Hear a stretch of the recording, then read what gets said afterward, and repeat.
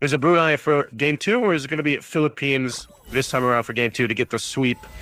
I know a lot of people are always excited to see a Fanny in play, with regardless of who is playing it. Now for Saison, he loves this hero. We've seen it pop up already a couple times, of course, here in the region for the professional league.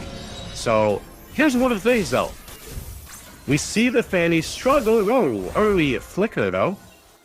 So we get that out from Lamara, but you know, if you want to make a Fanny struggle, put pressure on the jungle. Oh no! Oh no! Forsaken, still able to get out. Oh, Arcangel.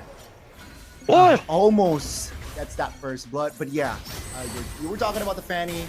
I gotta agree. There's that window, right, where you need to just keep your purple buff safe, and once you lose control of that area, it's going to be tougher for that Fanny to have an impact, or perhaps give out the same impact with when you have that purple buff.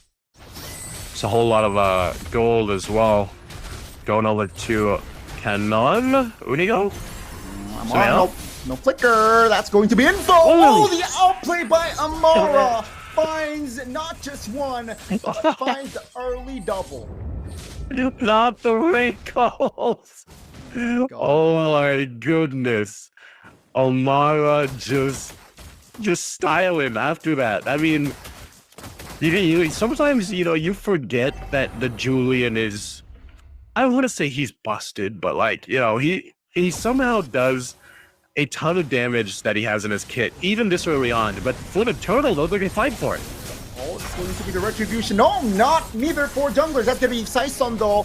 Silent on the tables, 1 HP. Crown falling first. That's going to be Lapu Lapu taken down, but the Way of Dragon will lock Forsaken down. Ooh, good downtown. shot. Yenny finds a double. That is just projectile being thrown everywhere, Connie. Yeah, it is crazy from the get-go. What, not even 3 minutes, we got already 7 kills in total.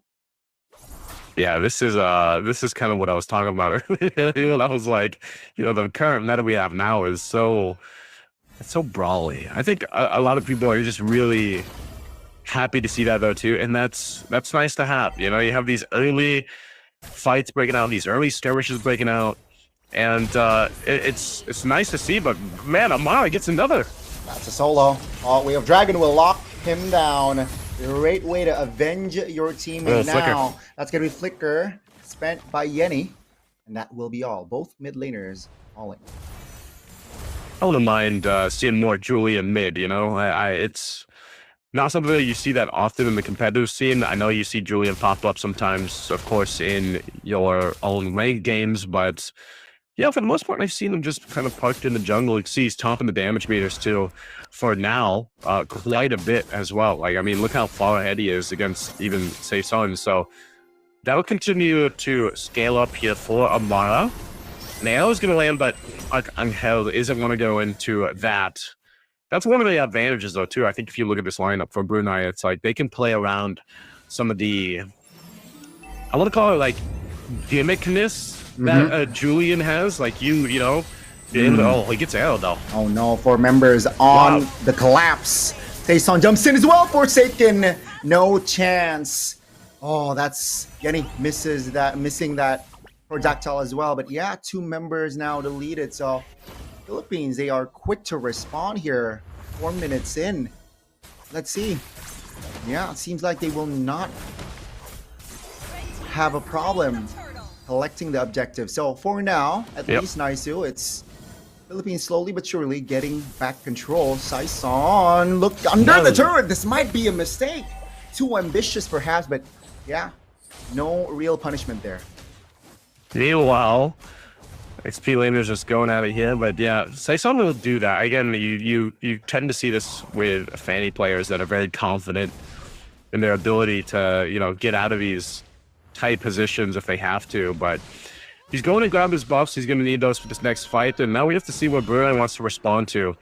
A lot of the times it's been in this mid lane, you know, for the most part here, so we'll see where they rotate. One of the other things too is having a Navaria provides you that good amount of vision Now the Selena almost does a very similar effect to that. You know, you get quite a bit of information across the map with the traps, of course, the arrows, the Novaria. Also, late game scales up really, really well here. So I think I really want to see how BRUNEI plays with the macro. Like if they get enough pressure and information to actually capitalize off of it. This top turret looks to be the focus though. As Turtle will be up in about 35 here. They're gonna make a play. Oh no, Forsaken. Oh, look at the crowd control. Wow. That's a lot of chain CC indeed. Turret though will still stand for now. And yeah, I mean BRUNEI, the one thing, I don't mind the way they are playing right now, but they need to take care of the Claude, man. I mean, the Claude is just farming up a storm. 4.4k gold already. That's what Requitiana loves to do on the Claude. Yeah, like he's just gonna chill for the most part in his own lane, farm up. I like to call it the gold lane experience. He's just gonna do that, farm up, and then eventually, like when he gets his, once he gets his like 3 items, he's like, I'm all good to go, you know. And I hope Blazing do it in 15, and then Saison can usually clean up with that and everything else. So yeah, you're right. BRUNEI needs to do something about Requitiana, but I think they're just trying to answer all this pressure around the objectives because it's Philippines just going for it. So last tournament game, they're 3 for 3 for the Turtles here for the Philippines. They'll lock that in. Keep an eye on Unigo.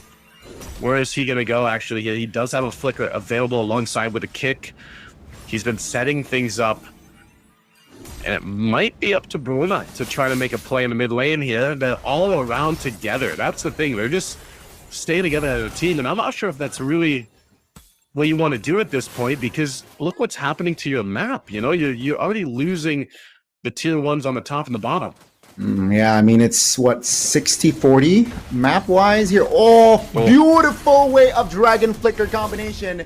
Forsaken will not survive, even though he spent his Flicker. Wow, that's a great setup there, again, by the Philippines. Man, Gani, I've been playing MLBB for like 7 years, whenever it came out, and I'll never get tired of seeing the Cho combination, man. That's, like, that one is just, it's so clean with the kick and the ultimate. And you love to see it. I know Forsaken doesn't, because it's happened to him multiple times already, and it's such a clean layering of crowd control, like you mentioned. And no one's gonna jump on in. I'm not sure if he's just trying to mess with them or they're gonna fight. Oh no, Fanny's gone up, Saison! Find will not be able to survive this time around as BRUNEI finds the window to take him down. Not too much of a punishment though, because technically no shutdown points were collected, and yeah, Philippines finds another objective on the board. Oh, Unigo might be a little bit too deep here, stunned up. Cannon trying to recover. That's the Blazing Duet. Unigo still falls. That's gonna be the stun though, connecting to Amara. Canon trying to be the sandbag. Arrow connects onto Edith. It's gonna be Canon sidestepping. Arcangel finds the connection to take Forsaken down. Do you see why I'm saying this lot with my favorite XP later? Canon bought so much time. Again, just jumping on in, but also Inigo. Like, this is what I was saying. When he had that flicker and that kick available, he's going to try to make a play. Part of that idea was to just go ahead and zone them out because they were taking the purple buff over from BRUNEI. But then it was like, all right, well, the kick didn't go the angle that I wanted it to. So we're forced to fight, but then he knew that the rest of the Philippines was going to be there, and they showed up. And like I said, Requitiano has just been farming up the whole game. He finally got to jump on in, you know, and mind you, he still only has DHS Corrosive Sight. So now he gets the Golden Staff. Now he's got the Trinity here for the gold laners for this Claude. I'm not sure if BRUNEI... Well, I mean, Philippines now with the Lord, they're taking it slow. They do not want to push things too much, and let's see. Oof. Land. All right, let's see if they do go for it. Okay, seems like the Lord is pretty much healthy top lane, and Arcangel looking for a connection from that arrow. Taking it slow here, ladies and gentlemen. Seems like BRUNEI will not. Oh, that's a great stun. That's gonna be Crown though in trouble. Unigo, calm, collected. Oh, that's a flicker. I don't think this is the right play though. Unigo very low. He's just surviving, sidestepping, and Saison finds an angle to find a kill. Edith goes down for 6th time. Okay, now into the base they go here. The base turret's gonna go down. It was good initiation and everything else, but I don't know, Gami. This is looking similar, similar to a situation where BRUNEI is just left to go ahead and try to defend in the base here. Yeah, one base turret down as well. It's not looking too good for the side of BRUNEI here. As Philippines, okay, that's an arrow. Landed on Crown. Oh my goodness, Saison looking for a cheeky kill. Doesn't really find the connection there. Too tanky still. But the base turret in the mid lane. Oh, that's a connection. Unigo will buy enough time for the rest of the members to take the base turret down. Okay. 2 turrets down. Philippines has, what is it? Quick maths. 8,000 gold lead at this point. No, almost a 10,000. And you can see the difference in terms of items falling into place too, especially, again, look at Saison. He's got that blade, the Malefic Roar, the War Axe. He's got a little bit of defense to go ahead and help him out too. And notice, again, this is a very different build for Canon.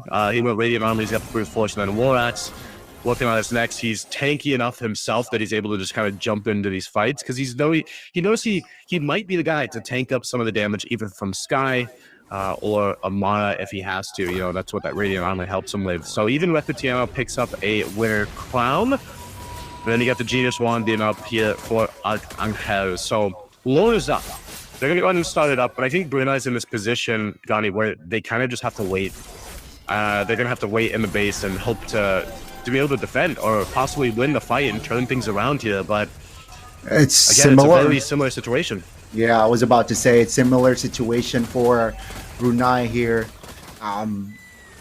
Some would argue worse in this game since 2 base turrets already out. This might be the final push. This might be enough for Philippines to close out the series.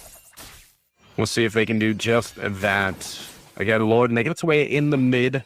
They hold on to that 1 base turn on the bottom side, but BRUNEI is going to have to pull out a miracle to defend against this massive lead for the Philippines. Take a look at Unigo, looking for an opening. He has the Flicker and the Way of Dragon.